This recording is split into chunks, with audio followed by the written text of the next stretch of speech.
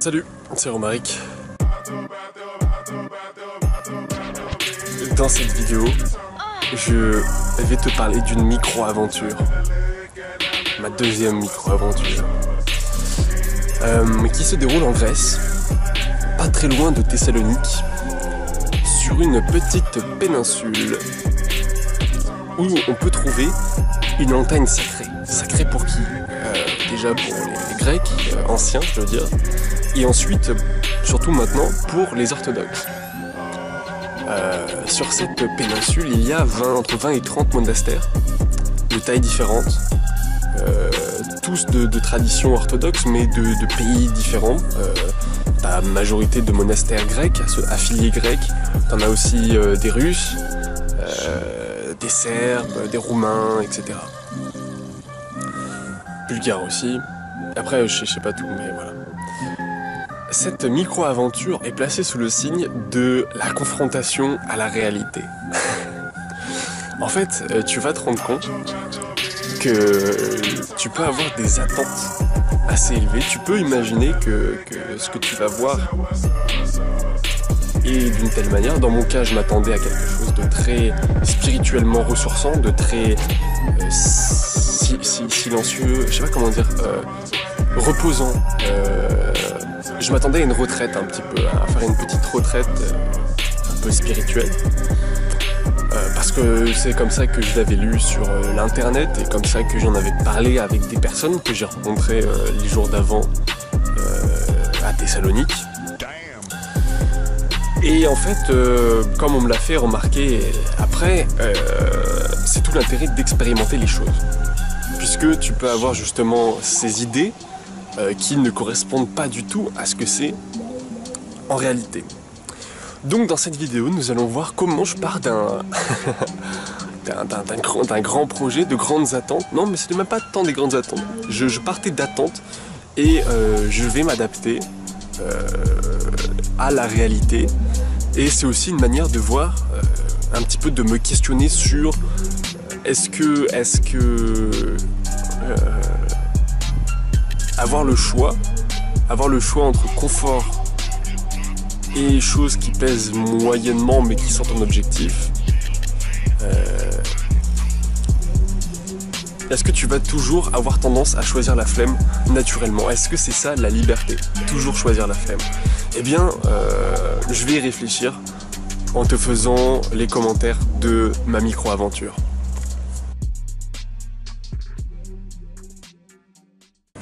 Salut, c'est Romaric. Je te fais cette vidéo pas en direct à Thessalonique, qui est une ville grecque au nord de la Grèce, du coup, près de la mer. Et là, je viens d'acheter des dernières provisions, des féculents et des protéines. J'ai pas trouvé de fruits à cette heure-ci, mais je m'y prends toujours à la dernière minute. Mais pour l'instant, ça marche. Alors pourquoi changer? J'ai fait des provisions parce que je vais passer 4 jours, un peu moins parce qu'il faut le temps d'y aller, sur une péninsule où se trouve une montagne qu'on appelle le mont Athos, Athos en grec. Et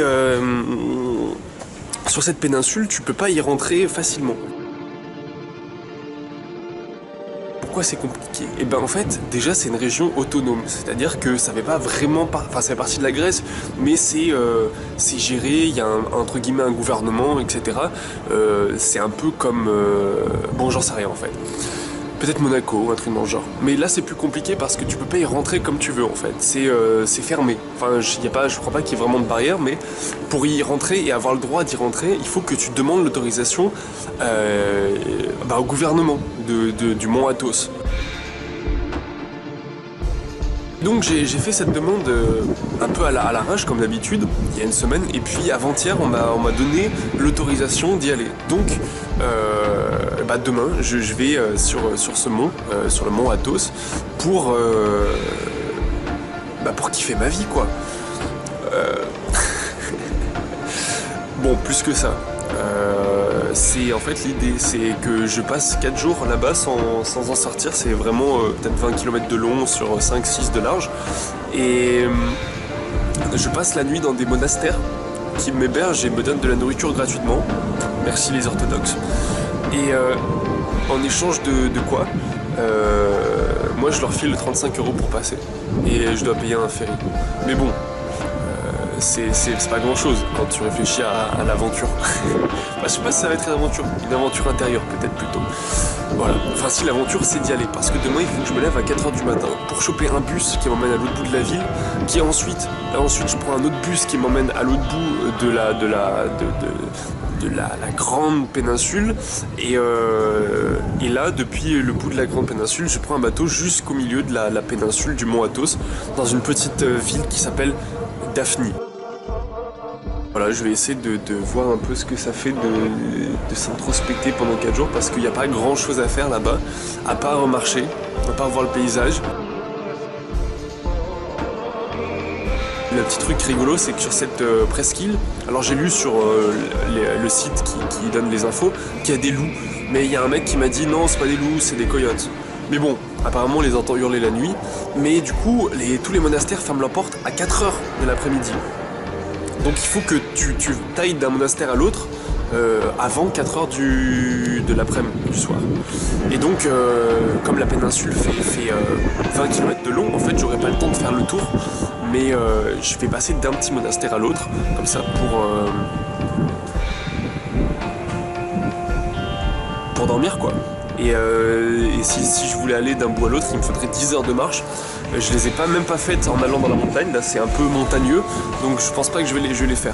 Et puis surtout il faut réserver à l'avance. J'ai dû envoyer des mails aujourd'hui, là tout à l'heure, donc je suis pas sûr d'avoir des réponses, mais apparemment on peut taper à la porte et dire ok vous m'hébergez. Donc je vais voir comment ça se progresse, et puis je vais essayer un peu parce que là je pense que je vais bien réfléchir au milieu de cet environnement spirituel très très fort, très puissant, très calme, très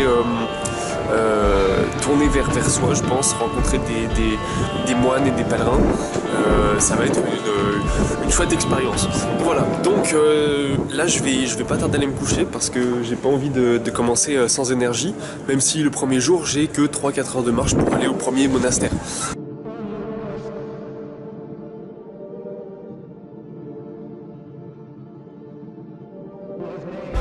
Je te fais cette vidéo à 5h19 et 23 secondes, je le vois sur une petite horloge, depuis une station de bus située au sud de Thessalonique. À ce moment, j'attends donc un transport pour aller sur la montagne sacrée, qui est située à 20, 30 ou 40 km, je sais pas trop, même plus peut-être, de la ville où je suis.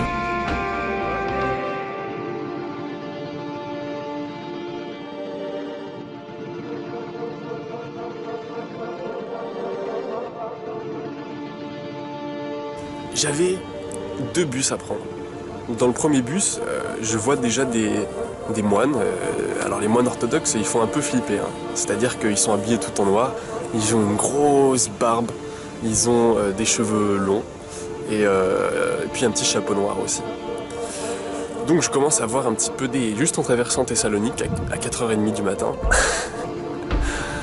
Ces moines dans le bus, et puis il y avait un mec, un barbu avec des grosses lunettes et tout, et lui vraiment très très sociable, on va dire, hein, puisque il commence à me poser des questions, et puis après il me lâche plus du tout. À un moment, quand on prend le deuxième bus, je simule le sommeil pour qu'il me laisse un peu tranquille, mais il me fait j'ai des trucs à te dire. Et en fait, ça le concernait, tu vois, genre ça m'intéressait pas vraiment. Bref, donc ce mec, j'ai essayé un petit peu de l'éviter. Mais il m'a donné quand même une information importante. Cette information, c'était va, si t'as pas réservé, parce qu'en fait pour aller dans les monastères il faut réserver, et si t'as pas réservé, essaie de tenter le plus grand monastère. Là t'as une chance d'avoir de la place. Donc je l'ai écouté, je suis allé voir ce monastère, et c'était pas si facile que ce qu'il disait. Mais en chemin, dans le bateau qui suivait, j'ai également rencontré un mec assez intéressant. Enfin, j'ai rencontré pas mal de gens, parce qu'en fait les pèlerins, certains pèlerins, parce que la plupart sont là vite, on m'a expliqué après, vite, faut que je vois le plus de reliques possible, donc ils sont speed, ils sont dans leur monde, et t'existes pas pour eux, ils te voient pas, c'est-à-dire sans gêne, ils vont te passer devant, sans gêne, ils vont courir pour être sûr d'avoir de la place et laisser les autres crever. C'est pas du tout ce que j'attendais. Tu sais, un petit peu dans un milieu de retraite chrétienne, quoi, tu vois. Y a pas vraiment de beaux sentiments là-bas. Même les moines ne sont pas des gens très chaleureux, hein. Bref, donc je rencontre ce mec, ce Suisse, mi-Suisse, mi-Libanais, syriaque, de confession, avec qui on a eu des discussions assez profondes. Et du coup, je dirais que lui et le moine que je vais rencontrer par la suite, dont je vais te parler, sont un peu les deux rencontres qui ont justifié ce long trajet. Parce que finalement, je dis long trajet parce que finalement j'ai quasiment passé autant de temps dans les transports en transit que j'en ai passé sur la presqu'île. Je te spoil un petit peu la suite.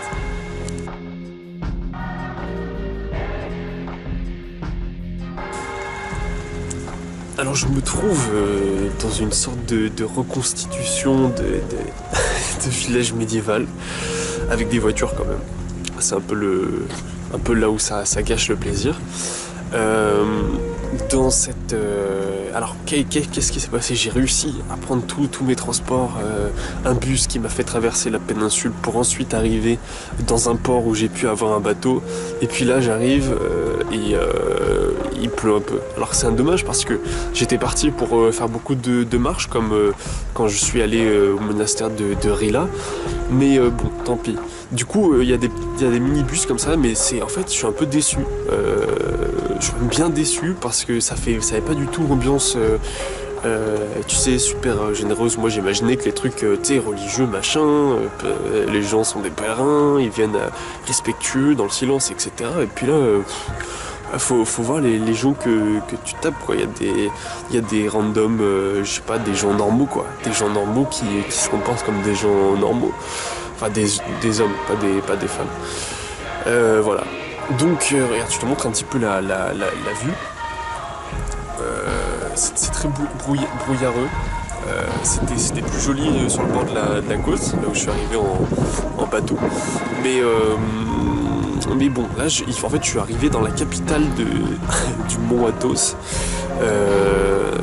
Et après, il faut que je retrouve un autre minibus qui m'emmène jusqu'au monastère, au plus grand monastère, qui s'appelle Vatopédia. Vatopédia comme Wikipédia, mais pour les vatos, je pense. Je sais pas ce que ça veut dire. Mais bon, du coup, alors par contre c'est sympa parce que les gens sont super friendly sur la traversée, dans les transports, dans les machins. Il y a des gens, des habitués qui sont là pour t'aider. Donc c'est plutôt rigolo. Par contre, j'ai appris qu'il allait falloir que je mente pour avoir un hébergement, que je dise que je suis catholique et que je suis baptisé. Toi qui sais que c'est pas vrai, tu répètes rien s'il te plaît. Voilà. Non, je vais pas mentir, mais bon, en tout cas, enfin si, je vais dire que... Enfin, je vais trouver un truc à dire, quoi. Bref.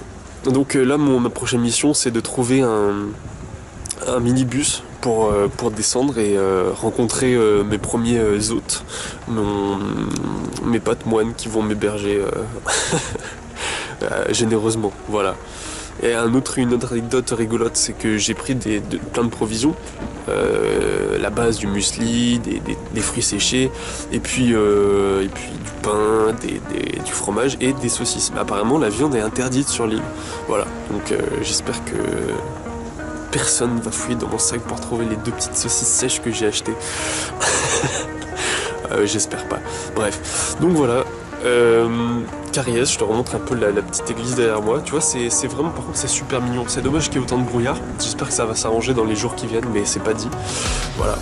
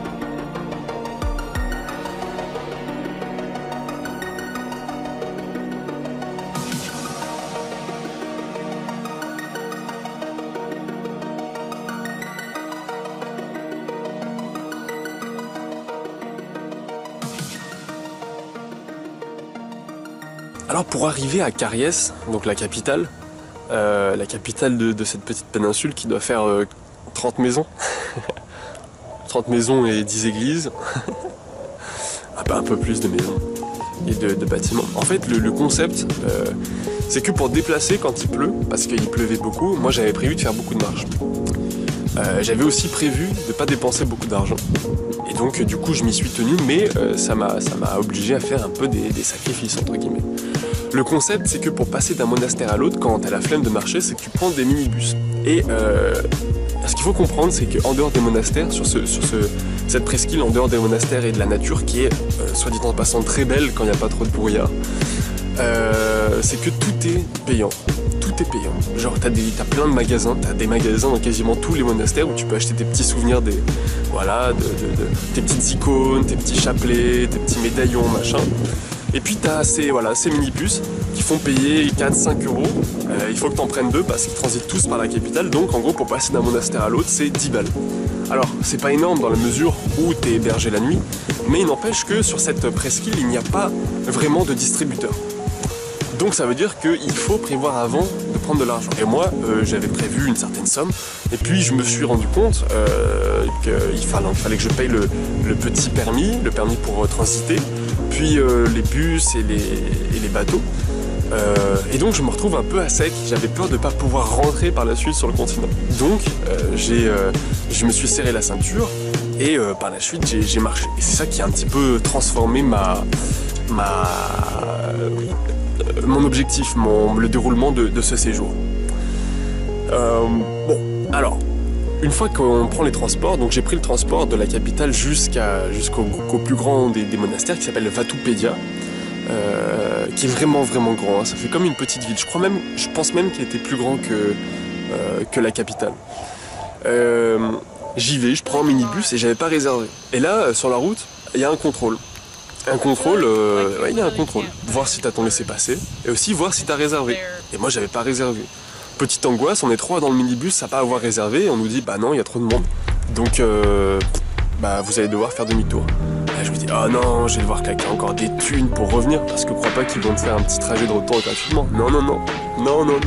Ah, la cupidité sur cette île, c'est assez effrayant. Bref. Donc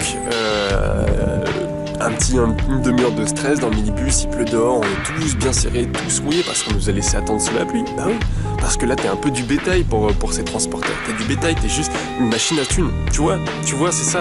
Là j'avais mes attentes de voir des gens beaux à l'intérieur, des gens remplis de belles valeurs. Et puis la réalité c'est là, c'est que t'es entouré de gens qui sont sur une île remplie d'hommes.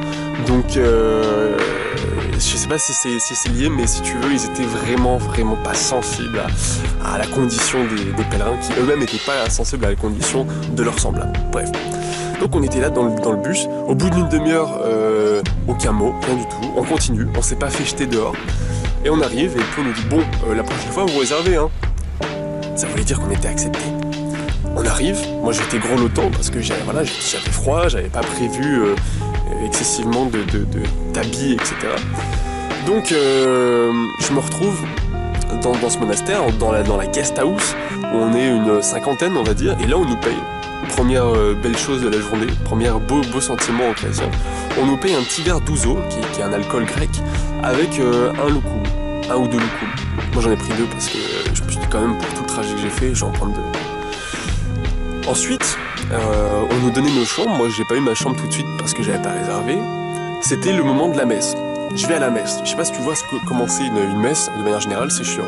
Et là, c'était une messe orthodoxe. Alors, c'était un délire parce que pendant une demi-heure, t'as un moine qui va lire un truc que personne comprend parce qu'il chuchote. Et en plus de ça, donc il chuchote et là, il y a tous les moines qui font des petits zigzags à l'intérieur des pèlerins. Ils passent dans l'église, ils baissent la tête, ils parlent, des fois ils font un petit coucou. Et c'est là que je rencontre Pater Konstantinos. C'est un moine français, très âgé. Je sais pas quel âge il a, peut-être il devait aller sur les 80 ans. Et du coup, en fait, ce qui se passe, c'est que quand tu vas dans les monastères, on te présente un moine avec qui tu peux discuter. Donc moi je me suis retrouvé avec lui par la suite. Mais là on était à la messe. À la messe donc pendant une demi-heure il y a un mec qui va chuchoter des trucs, tu vas rien biter. Et puis au bout d'une demi-heure il commence à chanter. Là c'est plutôt stylé. Hein. Je dois reconnaître. Il chante plutôt bien, mais ça fait pas comme dans la BO, l'OST de cette vidéo, quand il y a des gens qui chantent. Non, c'est quand même un peu moins bien, c'est plus humain, on va dire. Là, il chante, il y a un mec qui arrive avec de l'encens et qui le secoue. Donc, je sais pas si tu connais les effets de l'encens sur les poumons, ça se fixe, c'est plein de métaux lourds. Mais peu importe. Voilà, l'intérêt, c'est de faire rentrer l'esprit saint à l'intérieur de toi. J'ai eu une discussion avec un jeune moine roumain qui... Je le soupçonne d'avoir essayé de me convertir. Hein. Mais bon, on discutait, il m'expliquait très simplement que toutes les autres confessions, à part les orthodoxes, étaient hérétiques et du coup ne pouvaient pas faire rentrer l'Esprit Saint. Alors, il me demandait de quelle confession j'étais et on m'a dit essaie de pas dire que t'es athée, essaie de pas dire que t'es pas un chrétien. Donc je fais je suis issu d'une famille qui est plutôt on va dire de tradition catholique. Et donc il commence à me dire ah bon alors je veux pas te heurter mais tu vois par exemple les anglicans, les protestants, machin, bah eux c'est des hérétiques et ils peuvent pas faire rentrer l'Esprit Saint, c'est juste pas possible. Mais je le soupçonne aussi de penser que les catholiques non plus ne sont pas éligibles à l'Esprit Saint. Bref. Donc voilà, on va à la messe, on ressort et là c'est le repas gratuit et ça c'est plutôt cool, j'avoue. Un bon repas, alors apparemment avec des produits bio, produits localement sur la péninsule. Et oui, parce qu'ils travaillent quand même les moines, hein. Ils sont pas que entretenus. Même si leur justification, je l'ai appris après, c'est de garder les reliques et de bénir les gens qui viennent les vénérer. Pas les moines, mais les reliques. Voilà. Chaque relique a un pouvoir, c'est vraiment comme un jeu de rôle. Là par exemple, dans le monastère où j'étais, il y avait un bout de crâne avec une oreille, un autre morceau de crâne. Alors eux je sais plus à quoi ils servaient, mais je me souviens qu'il y avait la ceinture de la Vierge qui elle, si tu la touchais, tu pouvais, c'était plus facile pour avoir des enfants. Mais ce qui est con parce que du coup il n'y avait pas de femmes autorisées sur cette péninsule. Donc en fait c'était peut-être pour les hommes, pour qu'ils aient des enfants plus facilement, je sais pas trop. Je t'avoue que je me suis pas plongé dans le truc. On mange et là je vais du coup passer toute la soirée avec le pater Constantinos qui est un mec assez sympa qui m'a dit qu'il avait passé toute une vie de païen et puis il y a 15 ans comme ça il va sans faire exprès, à l'église et là il y a un mec qui fait le sermon, un anglais parce que c'était une église protestante qui lui fait un truc et il se dit ah bah faut peut-être que je retourne à Dieu après tous mes excès de vie. Donc le voilà comme ça, il se dit bon bah je vais pas aller chez les catholiques, les protestants, les anglicans apparemment ça ne tente pas trop et donc du coup il décide bah allez je vais aller chez les orthodoxes et c'est comme ça qu'il devient moine et que ça fait 15 ans en gros qu'il est sur dans ce monastère. Faut le voir, c'est un caractère, il est pas encore complètement retourné à Dieu, ça je peux te le dire. Non il a encore ses petites des habitudes, ces petites tricheries vis-à-vis du fonctionnement du monastère. Par exemple, il n'y a pas internet, mais il a son petit boîtier 4G, tu vois. Et puis voilà, il fait des petites blagues. On n'a pas du tout discuté de religion, on a discuté de livres, on a discuté d'artisanat, de trucs vraiment vraiment chouettes, d'agriculture, vraiment de tout, mais pas de religion. Voilà. Et après, là, c'était 7h30, l'heure d'aller dormir. Ouais, parce que je me suis levé à 4h. Je vais me coucher, premier coucher, dernier lever. Il était 7h, 7h30, et là je m'étais dit, ah, faut que je me lève le plus tôt possible pour marcher et éviter la pluie. J'ai évité la pluie. Pendant 1 heure.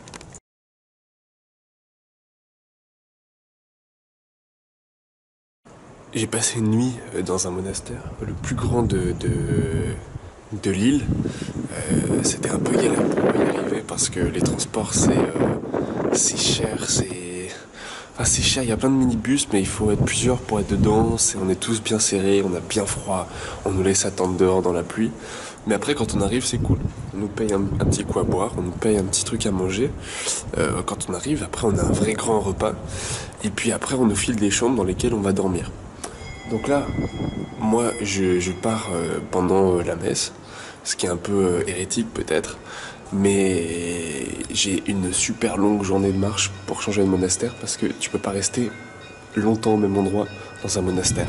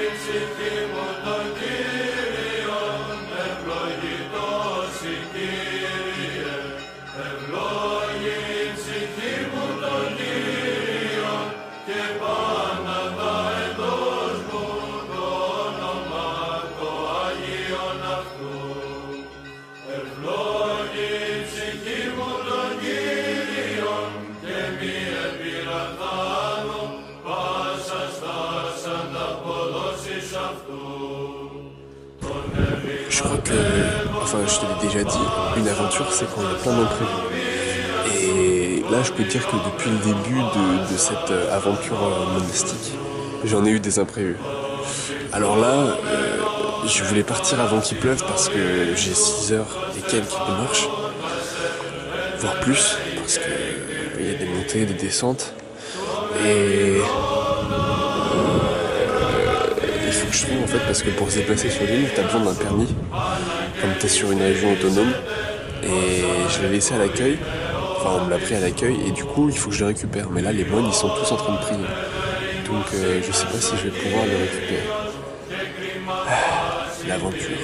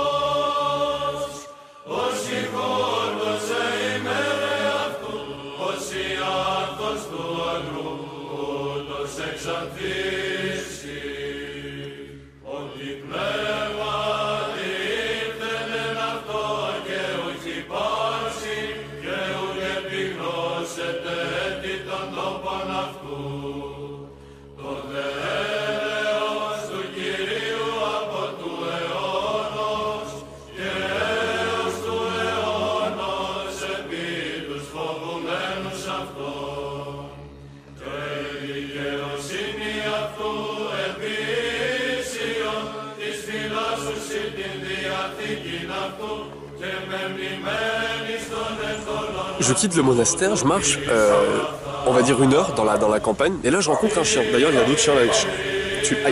Tu dois l'entendre. Hein. Il raconte un petit peu ce qui s'est passé avec son petit pote.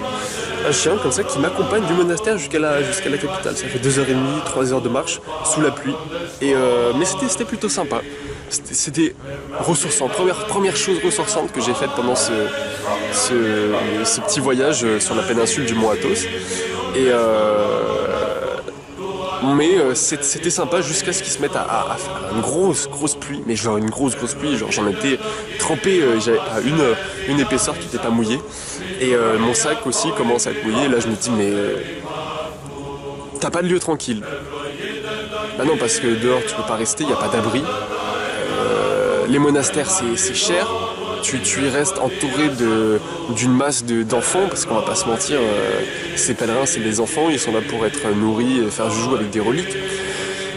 J'ai pas de sous pour me payer les transports, donc si je vais au prochain monastère que j'ai réservé, parce qu'il faut faire des réservations du coup, et il y en a un qui m'avait répondu positivement, et ben il fallait que je marche encore 3 heures sous la pluie. Et là je veux te dire, j'étais trempé, j'avais froid, je me suis dit non.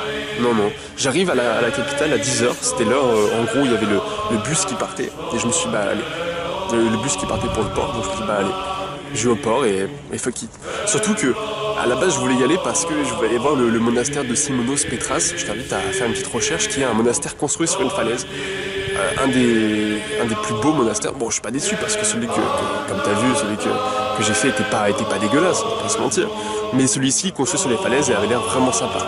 Mais comme m'a dit le père Constantin, ils sont pas très friendly.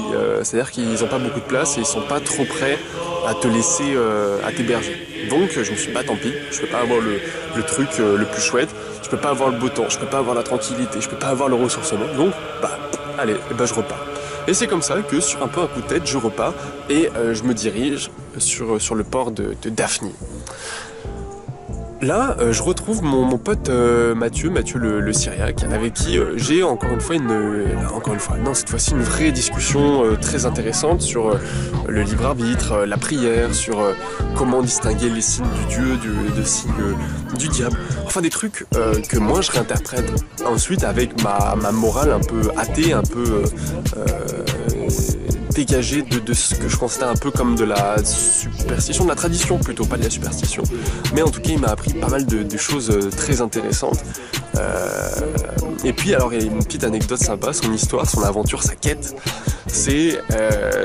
il a une croix, ça fait 10 ans en gros lui qu'il est rentré dans une quête où il voyage pour aller voir les reliques les plus importantes du monde chrétien. Et peut-être même ailleurs. Et de temps en temps, il voyage avec une croix. Une croix qu'il fait bénir par les plus grands, dans les lieux les plus saints, les plus sacrés. Donc ça lui cause des fois des petits quiproquos à la frontière ou à la douane, ce genre de choses. Et voilà, donc lui ça fait 10 ans qu'il est dans tous les lieux un peu sacrés pour toucher des reliques, pour se faire bénir, pour faire bénir sa croix. Mais malgré tout, même, alors il était un peu déçu que je me sois pas, parce que la première fois qu'on s'est vu sur le bateau, il me dit ah bah tiens, tu vas dans un monastère. Je lui ai dit écoute, moi je suis pas chrétien en fait. Et il me dit bah écoute, là c'est pas mal, tu peux te faire baptiser, hein. Puis en plus t'as des moines ici, ils sont tout à fait qualifiés pour t'expliquer les choses. Donc quand je le revois, mais je lui dis bah non, je me suis pas fait baptiser parce que je suis ouais, j'ai vu le père Constantin, il était et donc il parlait français. Et donc ah, je savais, mais non, je me suis pas fait baptiser. Ah, la déception dans ses yeux. Mais peu importe. Donc ça nous a pas empêché d'avoir cette discussion intéressante et puis de parler de voyage aussi, de plein de choses super chouettes. Voilà.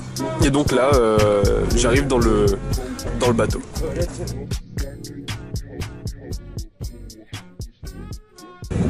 Eh bien, comme l'a prévu, c'est le voyage. Je me suis pas privé de choisir le confort cette fois-ci. J'avais, comme tu as dû le voir, comme j'ai dû te le dire déjà dans cette vidéo, j'avais prévu de passer 4 jours sur cette île, enfin sur cette presqu'île, sur cette péninsule du mont Athos. Et puis ce matin j'ai marché 3 heures, je me suis levé assez tôt et j'ai eu le temps de réfléchir. Et aussi j'ai eu le temps d'être bien.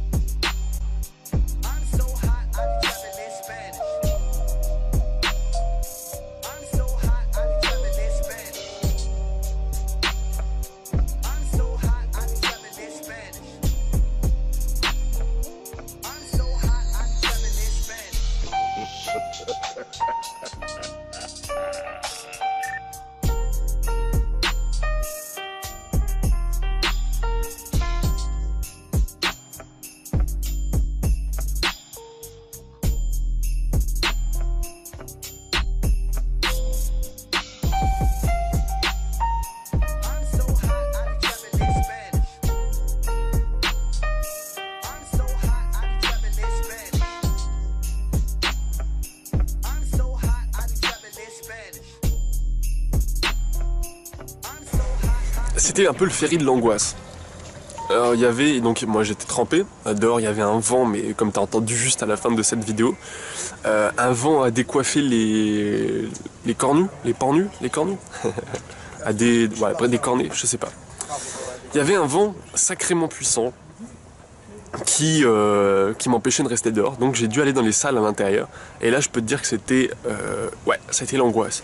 Il y avait des gens, ces enfants pèlerins, hein, on va pas se mentir, entre 30 et 50 ans, tous, pas de jeunes, hein. Peut-être qu'ils viennent l'été quand ils sont en vacances, ou alors peut-être qu'ils sont plus du tout dans la religion, ils sont sortis du chemin de Dieu. Mais voilà, on était tous entassés les uns sur les autres. Et pendant ça a duré 2h30, 3h. Voilà, à attendre d'arriver à Daphne. Et là, on sort du bus, les gens courent, courent, pour être sûr d'avoir une place. Mais en fait, il y avait beaucoup de place, donc ça allait. Moi-même, j'ai couru, j'en avais marre. J'arrive dans le bus, 1h30 de transit encore. Elle à Thessalonique, à l'autre bout de la ville. Je me perds un petit peu dans les transports, je rencontre un autre Français qui avait vécu un peu la même mésaventure que moi. C'est-à-dire qu'il était parti pour marcher surtout, et puis voilà, finalement on rentre parce que l'ambiance c'est assez spécial quoi. Tu es entouré c'est des règles strictes sur la péninsule. Voilà, c'est un délire les gens religieux. Je t'avoue que ça m'a un peu freiné sur mes envies de monastère, etc. Bon, j'y retournerai, mais peut-être plus juste pour la visite, pour les beaux trucs. Mais voilà, donc je rentre et enfin je me pose de nouveau dans l'hostel que j'avais quitté deux jours plus tôt. Et là, une fatigue de toute cette aventure.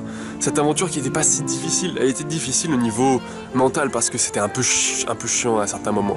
Mais si tu veux, il n'y avait rien de... J'étais pas comme quand j'étais dans la neige, un peu éprouvé par la fatigue physique. Non, là c'était plutôt mental, fatigué de voir toutes ces personnes, ces gens qui sont juste là pour eux en fait, qui sont pas là pour exacerber leurs sentiments chrétiens. Donc voilà, c'était ça ma deuxième micro-aventure. Et alors là, du coup, les ajustements que je vais faire, je crois qu'il faut sortir des sentiers battus. Parce qu'en fait, j'étais sur un endroit, c'était vraiment du tourisme religieux. Le but, c'est de faire claquer des thunes à des gens qui sont là pour des sentiments sacrés à la base, tu vois. Donc c'est peut-être ça qui les use aussi.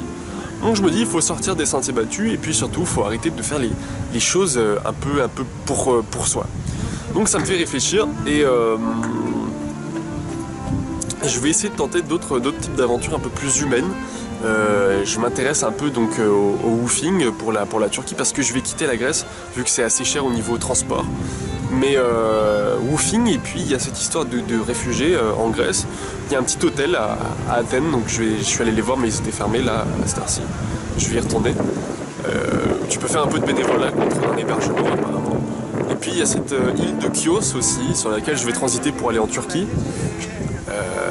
Sur laquelle il y a également beaucoup de réfugiés et là tu peux postuler. Alors j'ai postulé, on va voir si j'ai une réponse, sinon j'irai directement essayer de faire un peu de woofing. Je sais pas trop si ça me tentera toujours dans quelques jours.